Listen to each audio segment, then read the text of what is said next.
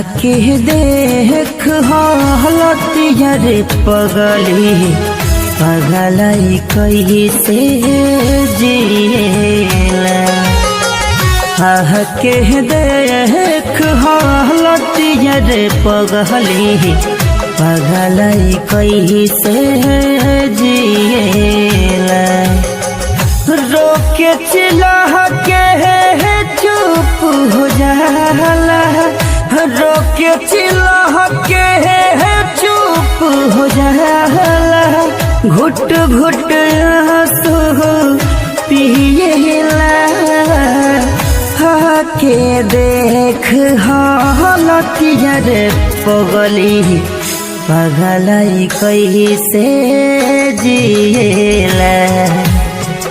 आके देख हालतिया रे पगली पगलाई कैसे जिएला।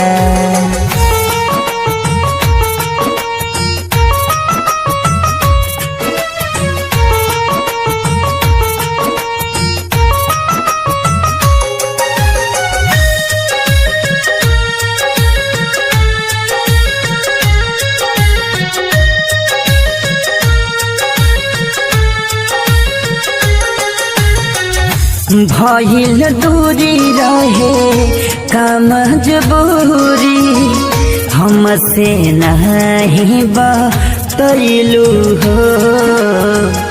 पिया भवन के दुल्हन बन के ढोली में चढ़ी चली गईलू हो।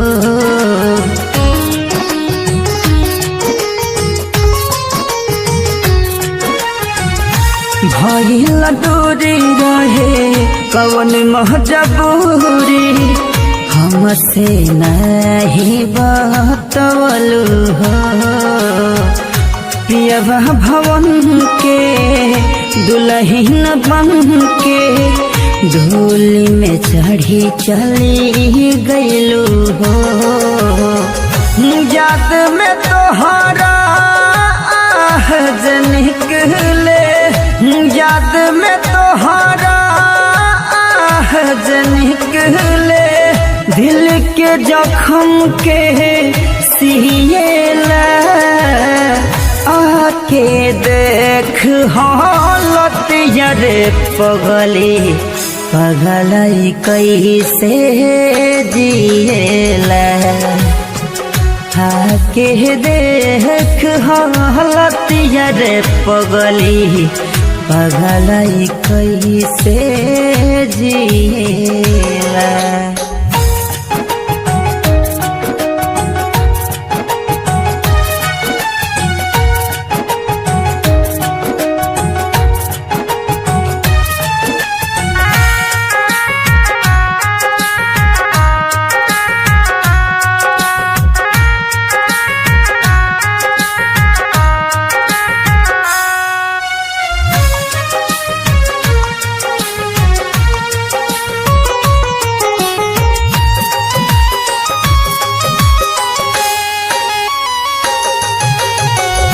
जबल जान जी निगिया बाई, तोहरे से ही प्यार रही।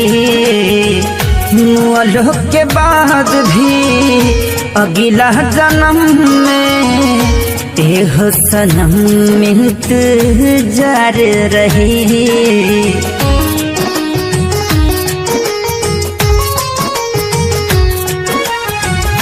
जबल जान जी निगिया बाई, तोहरे से ही प्यार रही। मुअलों के बाद भी अगला जन्म में एहो सनम इंतजार रही। राजकुमार आता कुबलम हुआ, राजकुमार आका कुबलम हुआ। साथे रहे रे इहेला। आके देख हालतिया रे पगली पगल कैसे जिएला आके देख हालत रे पगली पगल कैसे जिएला आके देख हालत रे पगली पगल कैसे जिएला। माँ अम्बे रिकॉर्डिंग स्टूडियो आमी।